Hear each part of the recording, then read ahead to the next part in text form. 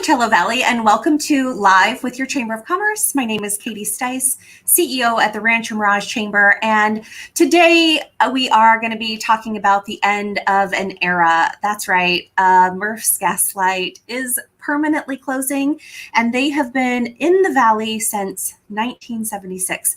We're going to talk a little bit with Josh Rushlow, who is the owner, about this time, the closing, and trying to also run the business through this crisis and what the future looks like as well. So let's bring in our guest. Hey, Josh, how are you today? Hey, good morning, Katie. How are you? Good. We're all so sad to hear the news about the closure of Murphs. It's part of the fabric of this community, and I know you know that all too well. We've been getting comments all morning about how people used to go there with their grandparents, and a lot of great memories there. So, how are you feeling right now with the news?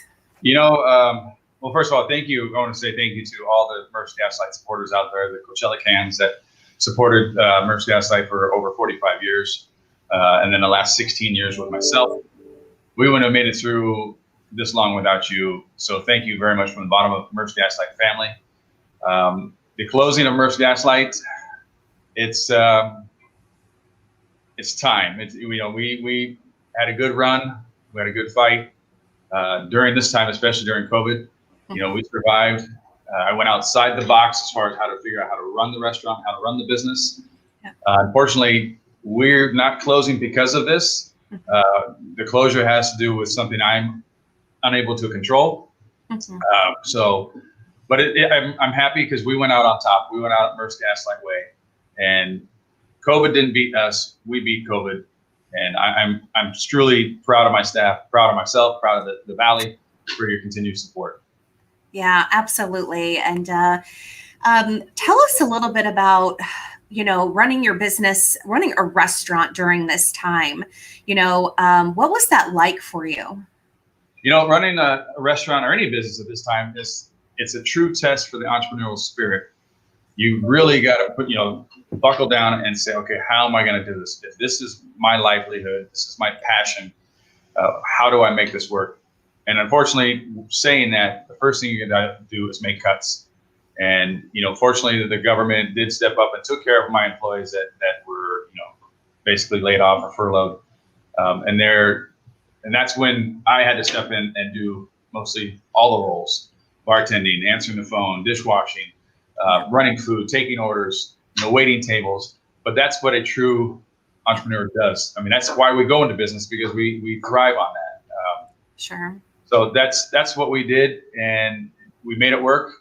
Yep. There were a lot of long hours, a lot of long days. That's just a restaurant business or any business, anyways. But I'm happy that we went through this as a whole, because it revamped, or actually redesigned, on how business is working now. Yeah. These big box retailers had to move people to home, which is great, because now people get to be with their families. And work from home.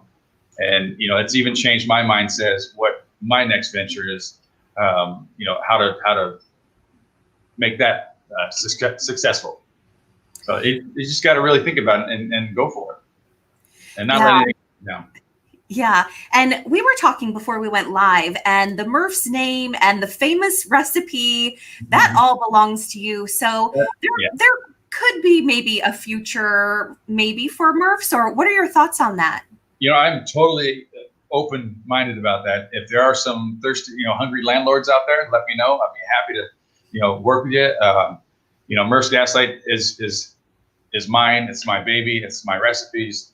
It's still under my control. So once again, if there are some hungry landlords out there that want a great tenant and a great concept, let me know. I'm open for it. I prefer about 2,000 square feet.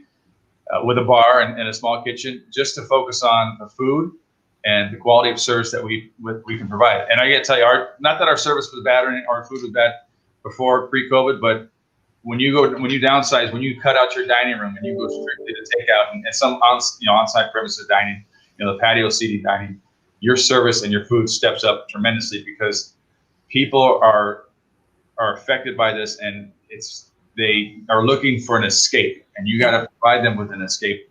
And that intent that goes with the service and the food. So. Yeah. You're getting a ton of comments. I know you can't see them from where you are, but I mean, just people love, first of all, you as, you're so involved in the community. They love the restaurant. You've got all kinds of great comments here. One of them is, are you closed already, or is there a final chance to come by and say hi to you and order some food and drinks? Yeah, our final day will be this Sunday, September 27th.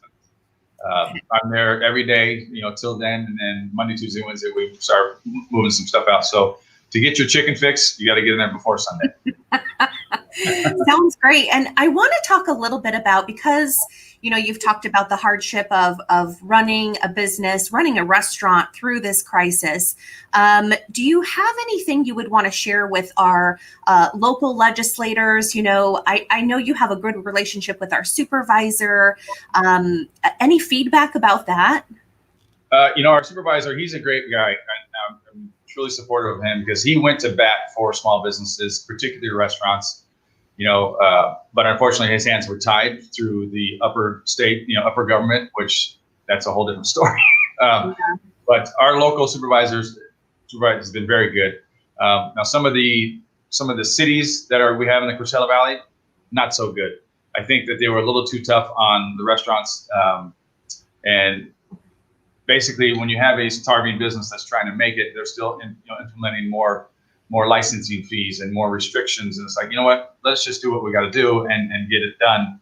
And, without a restaurant, you don't have any sales tax coming in. So it's kind of, but the supervisor did a great job. Riverside County did a great job. Yeah. Unfortunately, it just came from the top. And, I'm sure there's a lot of people out there that feel the same way with me. We made some bad decisions, and I understand what's going on. It's an election year. Yep. And I understand where he wants to go.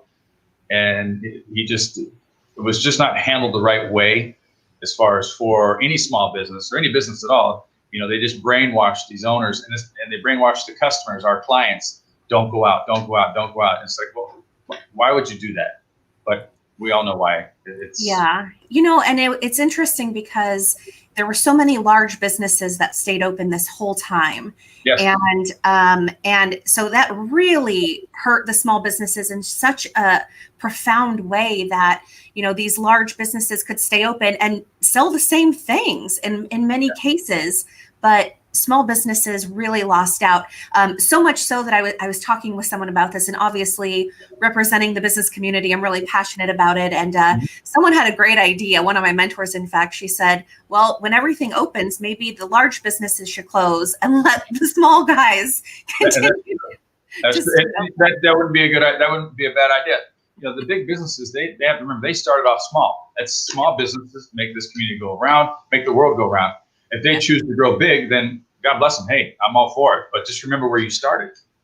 Yeah, absolutely. And you talked a little bit, again, before we went live, you talked a little bit about how a lot of the restaurants, created this outdoor space, spent money, misters, all of that. Now indoor dining is, available.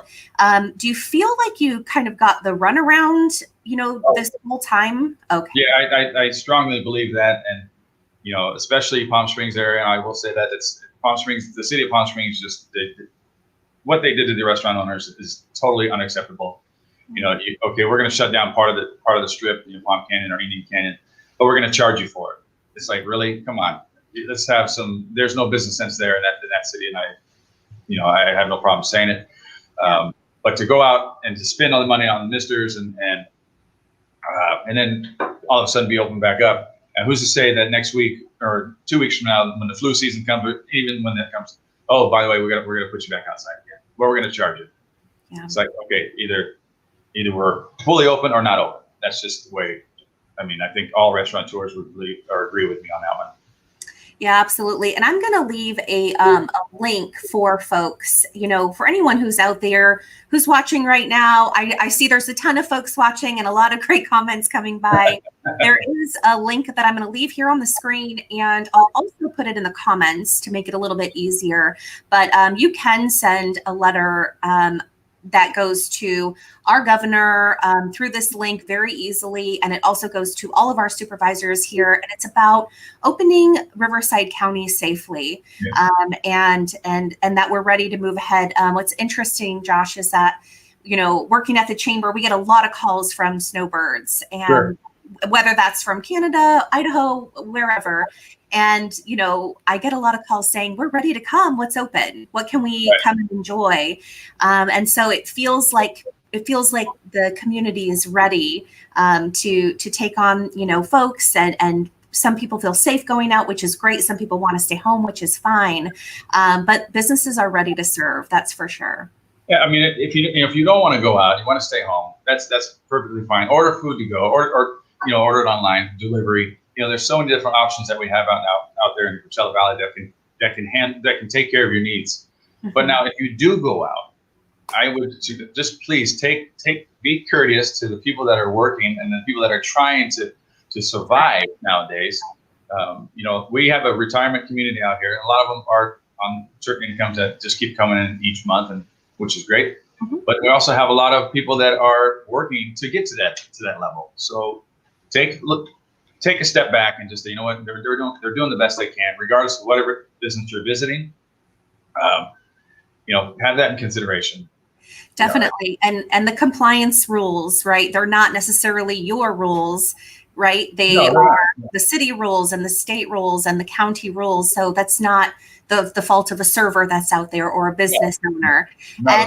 And if wearing, these masks is what it takes for us to be open, then let's do it and keep each other, protected and get people back to work. So, well, I just appreciate you coming on and sharing the story. It's the end of an era. I know I'll be there the next few days ordering some. It's been a great run. And once again, thank you, Coachella Valley, for supporting Murphs Gaslight. And also my other restaurants I've had in the valley. I'm looking forward to the future with my new venture, and that's going real well. So I can't really complain. I'm not, I'm going to be okay. Murphs is going to be great. It's still a lot of memories and in our minds and in our hearts. And you never know, you might see a little Murphs Gaslight pop up in your local area, in your local city. Well, we sure hope so. Josh, we just wish you well. Thanks for bringing us a lot of memories, and we look forward to seeing you again soon. And I know you're in the community still, so. Yeah. One last thing for Murphs Gaslight, my favorite saying, remember, Murphs Gaslight, remember, if it ain't broke, don't fix it. I love it. Thank you so much, Josh. We'll see you soon. Thank you. Be well. Bye-bye. And thanks so much for joining us today. I know it wasn't the easiest story, necessarily to hear, but we've got to tell a lot of these stories. I have a list of businesses actually that apparently are out of business. Bonta Restaurant, La Bella Cucina, Kaiku Ramen, Steinmark's, both in Rancho Mirage, La Quinta, and Palm Springs, Pier 1, The Droughtsman, Broken Yoke, Zobo and Meisters, Vinny's Italian Ice, Lord Fletcher's, I believe, is for sale, Desert Ice Castle, Ivy Palm Springs, Oxygen Hotel, Travel Host Palm Springs, Sidewinder Grill. This is definitely a tough time for business. It's a pleasure to be in this role at the Chamber and help small business during this time. But I encourage you to click on that link that I'll have below, send a letter to the governor and to all of our supervisors, letting them know we want to reopen safely and really jumpstart our economy again. Thank you so much for tuning in today. We look forward to seeing you again soon, and hope everyone just stays well. We know it's a tough time out there. If I can be of service to you professionally or your business, please don't hesitate to reach out. Katie with the Rancho Mirage Chamber of Commerce. Take care, everyone.